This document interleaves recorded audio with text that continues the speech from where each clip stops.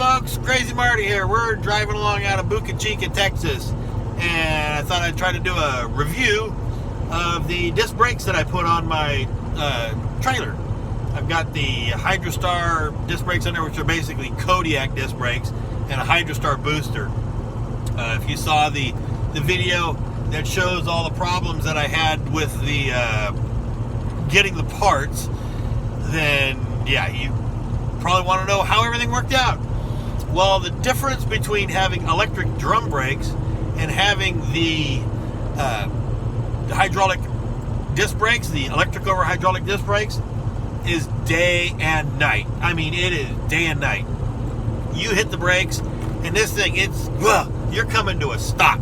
So, yeah, they're really nice. I really, really like it. I can lock the brakes up. So yeah, it works the way it's supposed to now with this heavy load. So the only way I could make it any better is if I was to add in a Tucson anti-lock system onto it. Tucson is the only company out there that manufactures a anti-lock brake system that's a standalone. So you would have, it makes four-wheel independent anti-lock, which is a really neat system, but it's really expensive. It's about $5,000 right in that neighborhood, $6,000. That would be great when you're on, icy, slippery roads, conditions and things of that nature, to have anti-lock back there. Because right now you have to do it all by feel.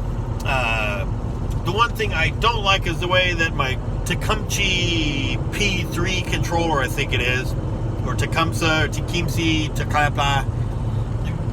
anyways, when I'm applying the brakes and I hit the rumble strip, getting off the road or something, hit a rumble strip, it seems to think that either you're trying to stop faster or something tells it to apply a lot of brake power back there and increase the braking of the trailer.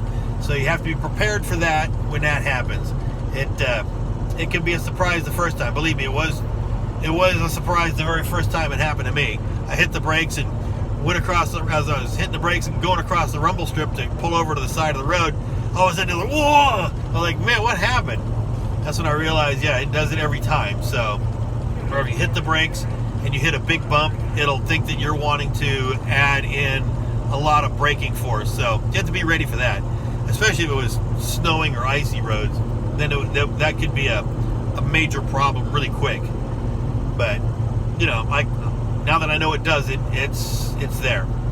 But in the meantime, the brakes are 1,000% better. I mean, I can hit that lever and it just boom, it brings me to a stop. So that's about the best I can tell you about it. It was definitely a good decision to upgrade to the electric over hydraulic. It is a pain in the butt to do it, or it can be, but you want to make sure that all your brake lines and everything are hidden up out of the way, so if you hit something, it doesn't tear out your brake lines, and you don't want to kink it or have things get worn in the way, But other than that, it's a great system. Electric over hydraulic on disc brakes. It's the only way to go. SpaceX down here in Boca Chica was hoping to see the thing take off and fly and then come back and land, do the Elon flop and come back and land, but they never got it. They never got to do it. They did some static test fires, basically some engine farts, and then they lost the pneumatic system in the test vessel, the test vehicle, and they lost control of the tank pressurization system. So they couldn't control how much pressure was in the upper storage tank, and the pressure kept rising and the pressure kept rising. So it came down to the burst disc saving the craft, and it went and saved the craft. It didn't blow up, so I was kind of bummed out. Didn't get to see an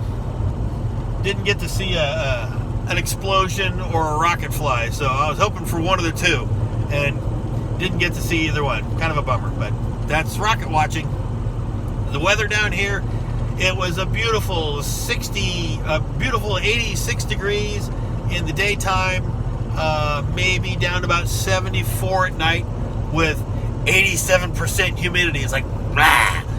So it was, you walk outside and you instantly sweat, and everything, and the sea breeze just covers everything in this sticky becomes, it's like, oh, sticky, yucky, give me the mountains anytime.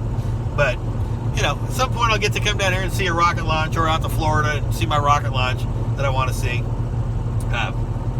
In the meantime, I'm Crazy Marty. You guys hit the like, subscribe, and the bell notifications, and I'll talk to you a little bit later. Bye-bye.